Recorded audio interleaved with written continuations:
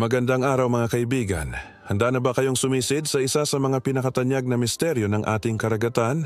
Isang nilalang na magbibigay sa inyo ng kakaibang kahulugan sa salitang kagandahan. Isang nakagagayumang misteryo, isang tinig na naghahatid ng kasabikan at pagkahumaling, ngunit nagtataglay ng tila sigurado at walang kaligtasang panganib. Ito ay ang sirena. Tunay namang isang nakahuhumaling ngunit mapanganib na nilalang mula sa ating mitolohiya. Bago tayo magsimula, hayaan ninyong ipakilala ko muna ang aking sarili. Ako nga pala si Tito Darbs. Mga kwento tungkol sa ating masagana at kamanghamanghang mitolohiya ang natatangi kong paksa. Tara simulan na natin. Ang sirena ay isang pangunahing tauhan sa mitolohiyang Pilipino. Sila raw ay nakatira sa mga kaharian sa ilalim ng dagat na pinapalamutian ng mga perlas at korales. Ang kanilang boses ay sinasabing napakatamis at kayang akitin ng sinumang mangingisda palapit sa kanila. Maraming kwento ang nagsasabi na ang mga sirena ay karaniwang umiibig sa mga tao na minsan ay nagdudulot ng isang trahedya o isang pambihirang pag-iibigan. Pero alam nyo ba na hindi lahat ng rehiyon sa Pilipinas ay may parehong pagtingin sa sirena? Sa ilang bahagi ng bansa, partikular na sa Bicol at Visayas, mayroon silang ibang tawag at katangian. Dito, sila ay kilala bilang magindara. Hindi tulad ng karaniwang sirena na kung minsan ay mabait, ang mga magindara ay inilalarawan bilang mas mabangis at mapanganib. Sila raw ang mga bantay ng katubigan na hindi nag-aatubiling parusahan ang sinumang sisira sa kalikasan o hindi magbibigay galang sa kanilang teritoryo.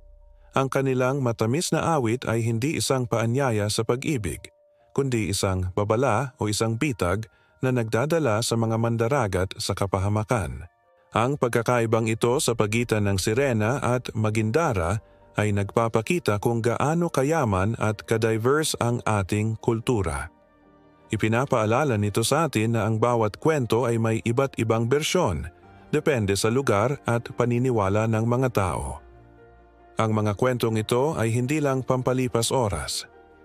Nagtuturo ito sa atin na igalang at pangalagaan ang ating karagatan. Ang sirena sa kanyang iba't ibang anyo ay nagsisilbing paalala ng kagandahan at kapangyarihan ng kalikasan. Ang sirena ay isang uri ng engkanto, mga supernatural na nilalang na kadalasang naninirahan sa mga lugar na malapit sa kalikasan. Partikular na inuuri ang mga sirena bilang isa sa mga bantay tubig. Ano nga ba ang bantay tubig? Ito ay isang salitang Pilipino na ginagamit upang ilarawan ng mga mitikal na tagapangalaga ng ating mga katubigan, mga ilog, lawa at karagatan. Sila ang itinuturing na mga reyna at hari ng kanilang nasasakupan. Isipin ninyo, bawat lawa o malaking ilog sa inyong lugar ay maaring may sariling kwento tungkol sa isang tagapangalaga. Bukod sa sirena, may iba pang mga bantay tubig sa ating mitolohiya.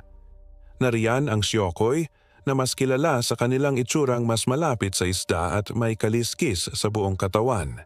Meron ding kataw na sinasabing mas malalaki at mas makapangyarihan kaysa sa mga ordinaryong sirena at sila ang itinuturing na mga maharlika ng karagatan. At syempre, ang ugkoy na may itsurang tao na may hasang at paana parang sapato at sinasabing nananahan sa mga ilog at lawa. Ang yaman talaga ng ating kultura, di ba? Pero balik tayo sa ating bida. Taglay nila ang boses na kayang mangakit ng sinumang makarinig, lalo na ng mga mangingisda. Depende sa kwento, sila ay maaaring maging mabuti o mapanganib. Kung minsan, tinutulungan nila ang mga naliligaw sa dagat, pero sa ibang bersyon naman, dinadala nila ang mga tao sa kanilang kaharian sa ilalim ng tubig para hindi na makabalik. At kung may sirena, syempre, mayroon ding lalaking bersyon. Ang tawag sa kanila ay sireno. Sila ang mga prinsipeng kasama ng mga sirena sa kanilang kaharian sa ilalim ng dagat. Ayon sa ibang mga alamat, ang mga sireno ay kasing kisig ng mga sirena sa kagandahan, at sila rin ay may kakayahang kontrolin ang mga alon at ang buhay dagat. Madalas, ang mga sirena ay ipinapares din sa mga syokoy. Bagamat magkaiba sila sa itsura, pareho silang mga makapangyarihang nilalang ng tubig. Sa ilang kwento, ang mga syokoy ay nagsisilbing mga sundalo o tagapagtanggol ng kaharian ng mga sirena at sireno. Ang mga kwentong ito tungkol sa sirena at iba pang bantay tubig ay hindi lang basta pantasya. Sinasalamin nito ang malalim na koneksyon ng ating mga ninuno sa kalikasan. Ang paniniwala sa mga tagapangalagang ito ay isang paraan para ipakita ang kanilang respeto at pag-iingat sa ating mga yamang tubig. Ito ay isang paalala na dapat nating pangalagaan ang ating mga ilog at karagatan dahil baka nagmamasid lang ang mga bantay tubig. Mula sa mga sinaunang epiko hanggang sa mga palabas sa telebisyon ngayon, patuloy na nabubuhay ang alamat ng sirena. Ito ay bahagi na ng ating pagkakakilanlan bilang mga Pilipino, isang kwentong nagpapaalala sa atin ng hiwaga at ganda ng mundong ating ginagalawan.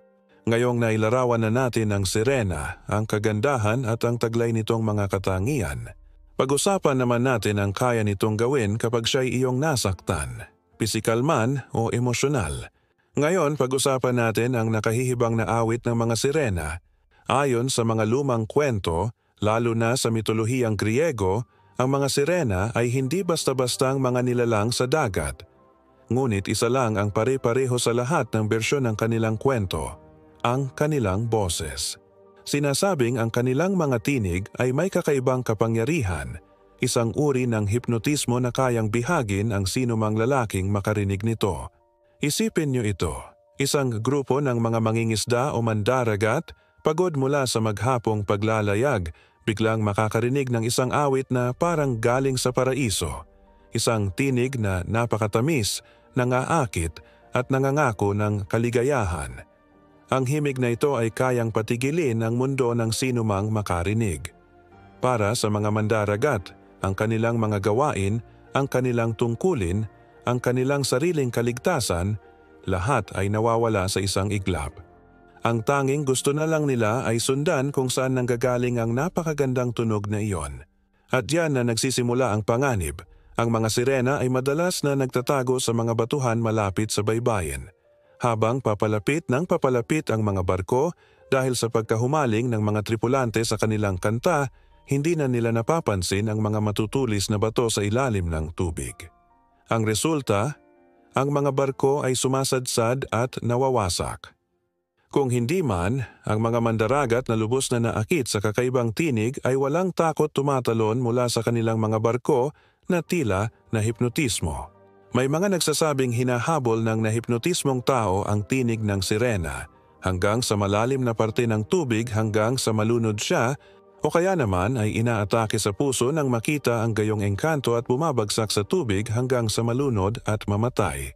Ang mga kalalakihang ito, sa pag-aakalang makakamit nila ang pinagmumula ng siguradong kaligayahan, ngunit ang tanging naghihintay lang sa kanila ay ang malamig na yakap ng dagat. Bakit kaya nila ito ginagawa? Maraming teorya. May nagsasabing ito ay para nila ng pangangaso. Ang iba naman ay nagsasabing ito ay dahil sa kalungkutan at ang kanilang awit ay isang panawagan para sa kasama. Mayroon ding mga kwento na nagsasabing sila ay isinumpa at ito ang kanilang paraan ng paghihiganti.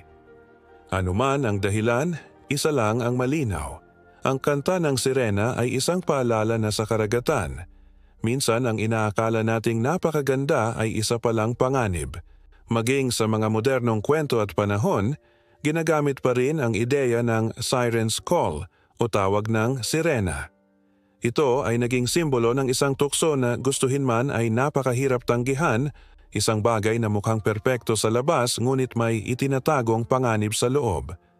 Mula sa mga sinaunang epiko hanggang sa mga pelikula ngayon, ang kwento ng sirena ay patuloy na bumibighani sa ating mga malilikot na imahinasyon.